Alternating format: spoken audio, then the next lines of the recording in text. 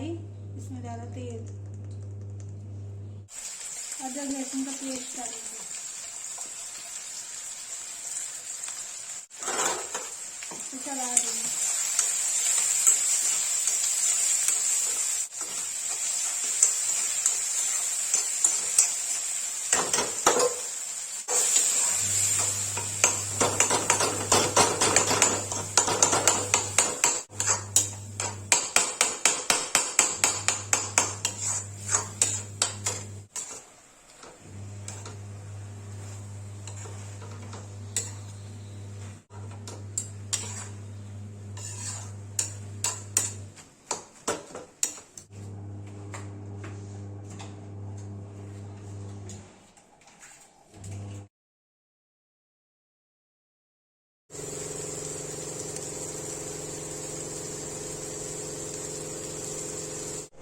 मटर पालक की रेसिपी,